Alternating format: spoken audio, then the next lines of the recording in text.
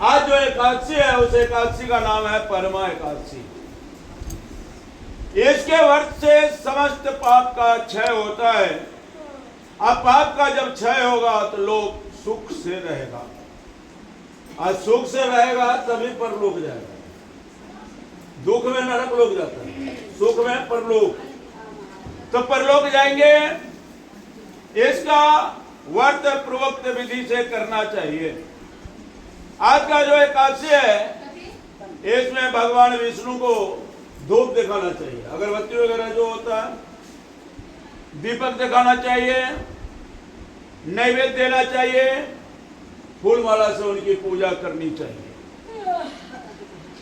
इस एकादशी के विषय की मनोहर कथा है कि महर्षियों के साथ कांपिल्य नगरी में जो कथा हुआ, आप लोग कहते हैं, ध्यान से सुनिए।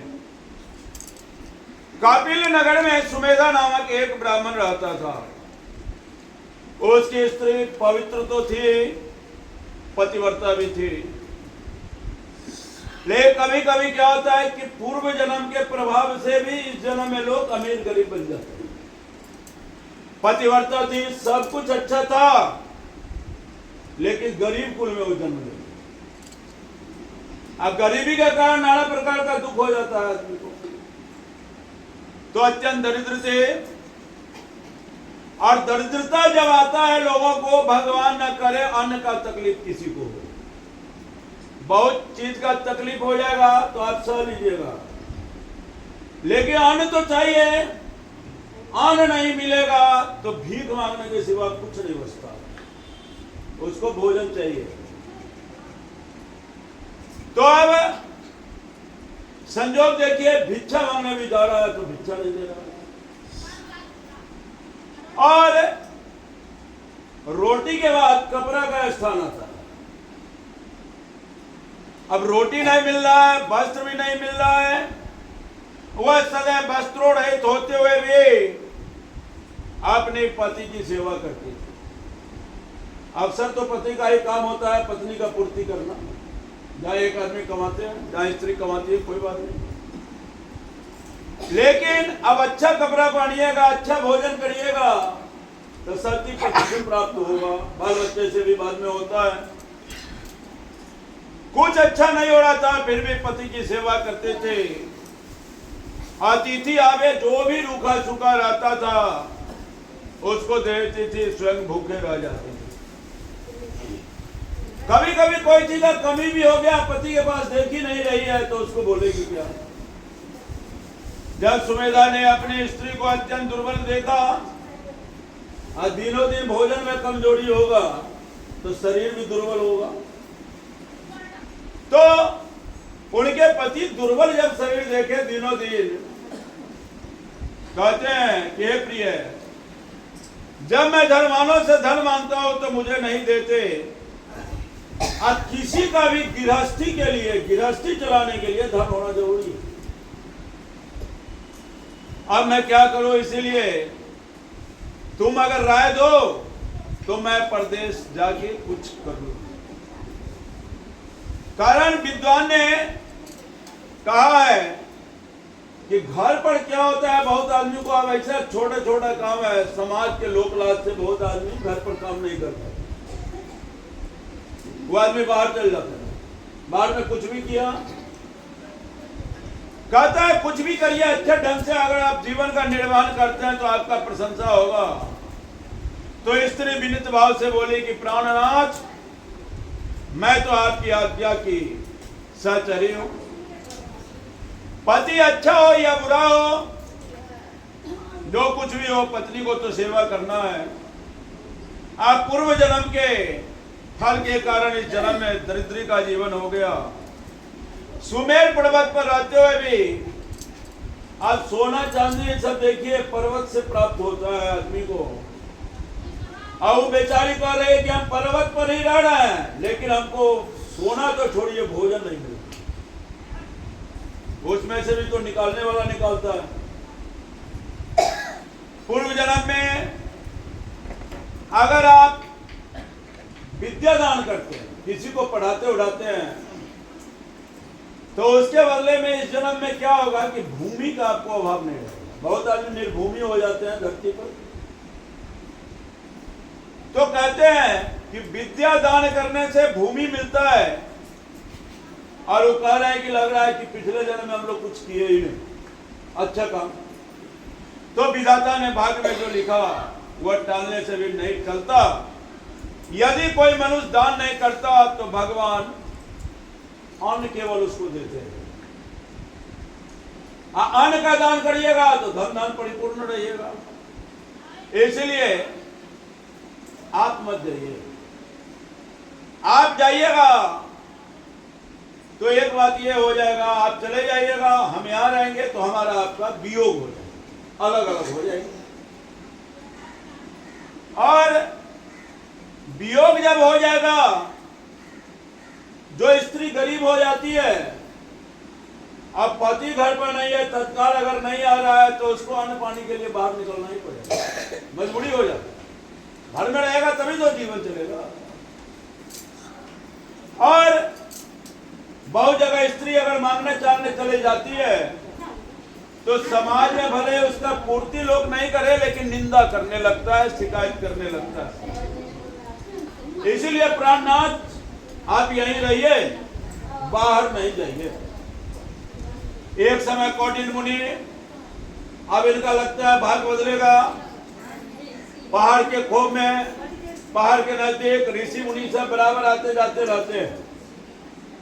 अभी भी जाइएगा हरिद्वार वगैरह, नीलकंठ सब गौर से देखिएगा, वहां जाप साधु संत करते रहते हैं बराबर। तो कौटिल्य मुनि उस जगह पर आए, उनको आते देखकर सुमेधा सहित स्त्री ने प्रणाम किया और बोले कि आज हम धन्य हैं। अच्छे महात्मा का भी अगर दर्शन हो जाए, दरवाजे पर आ जाए, तो अपना भाग्य को सफल मानना चाहिए। उन्होंने उनको पहले आसन दिया बैठने के लिए, फिर भोजन दिया। अब भोजन देने के बाद पतिव्रता कहती है, मुनि मुझ जैसे आदमी को दरिद्रता हो गया, गरीबी नहीं दरिद्रता, गरीबी से भी खत्म होता है। गरीब में तो एक कुछ चीज पूर्ति हुआ, कुछ चीज नहीं हुआ, लेकिन दरिद्रता में तो आवश्यक चीज भी नहीं मिलता है। तो आप कुछ विधि बताइए। और हमारे पति तो प्रदेश जा रहे थे कमाने के लिए, हम तो उनको भी रोक दिए हैं। मेरे भाग्य से आप आ गए हैं, मुझे पूर्ण निश्चय करके कोई उपाय बताइए जिससे दरिद्रता शीघ्र ही नष्ट हो जाए। हमारे दुख दरिद्रता नष्ट करने के लिए किसी व्रत हो, पूजा पाठ हो, उसको बतलाइए। इस पर कौटिल्य मुनि बोले कि अधिक मास कृष्ण पक्ष की परमा एकादशी होती है। इस व्रत को खास करके दरिद्रता दुख दूर करने के लिए किया जाता है। आज जो आदमी एकादशी करते हैं, गोटा भी कोई कोई करते हैं, उसको भी अधिक मास का करना चाहिए। कारण कि 3 वर्ष पर आता है, और एकादशी तो आप साले साले कर सकते हैं, लेकिन ये एकादशी तीसरा साल ही आएगा, बीच में होगा ही नहीं। इसीलिए मौका मिलता है तो जरूर कर लेना चाहिए। और भगवान के आगे आप लोग नृत्य गीत तो आप खूब किए ही हैं, कथा हो रहा है तो उसमें होता ही है नृत्य गीत। और इच्छा हो विशेष पुण्य के लिए तो आज रात्रि में जागरण भी कर सकते हैं। जागरण करने से महादेव जी प्रसन्न होते हैं और धन के स्वामी कुबेर भी प्रसन्न होते हैं। इसी व्रत के प्रभाव से राजा हरिश्चंद्र को पुत्र, स्त्री और राज्य प्राप्त हुआ था। उस मुनि ने उसको एकादशी के व्रत की समस्त विधि का सुनाई। फिर मुनि बोला कि ब्राह्मणी, इस व्रत का जो है एक ही दिन नहीं, 5 दिन का लंबा नियम भी करने का विधान है। परमा एकादशी का दिन प्रातःकाल नित्य कर्म से निवृत्त होकर के पंचरात्रि व्रत करना चाहिए, लेकिन बड़ा कठिन है। कठिन इसमें क्या बताता है कि 5 दिन पहले से एक शाम जल का आहार करना चाहिए। एक ही समय जल पीना है, लेकिन वो पार लगने का बात है। अनिवार्य नहीं है, एक दिन भी होता है।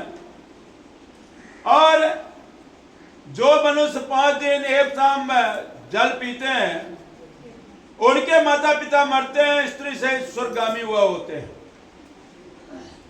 अगर जल वाला तो नियम हो गया, लेकिन आपको भोजन का अगर भी इच्छा है तो एक शाम ही भोजन करना है। ऐसे तो एकादशी में करना है, लेकिन उसमें कहता है 5 दिन ऐसा नियम करे। जो मनुष्य स्नान करके इसमें 5 दिन ब्राह्मणों को भोजन कराते हैं, उन्हें समस्त संसार के भोजन कराने का फल मिलता है। लेकिन वो उसके लिए है जो कभी भोजन नहीं कराते दूसरे को। तो इसमें आप 5 दिन में 5 ब्राह्मण को भोजन कराएंगे। इसमें जो अश्व का दान करते हैं, घोड़े का, उन्हें तीनों लोग दान करने का फल मिलता है।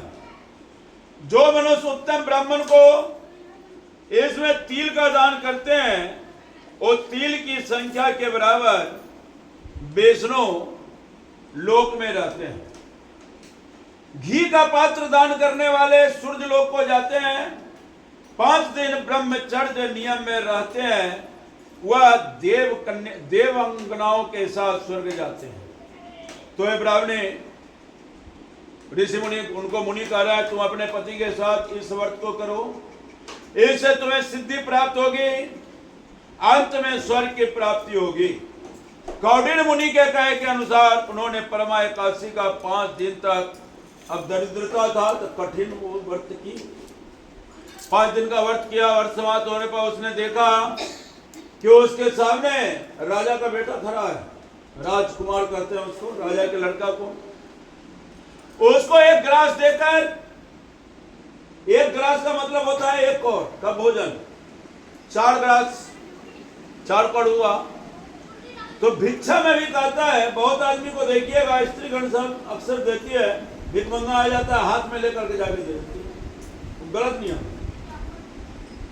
हाथ में कितना भी आप पकड़िएगा कस के, 1 कौर नहीं तो 2 कौर ही आएगा ना, हाथे से कौर उठता है। तो भिक्षा में भी कभी अन्न 4 कौर से कम नहीं देना चाहिए, कम से कम 4 कौर खाए आदमी। भूख नहीं मिटेगा उसका, लेकिन तत्काल भूख शांत हो जाएगा, यह नियम है 4 कौर खाने।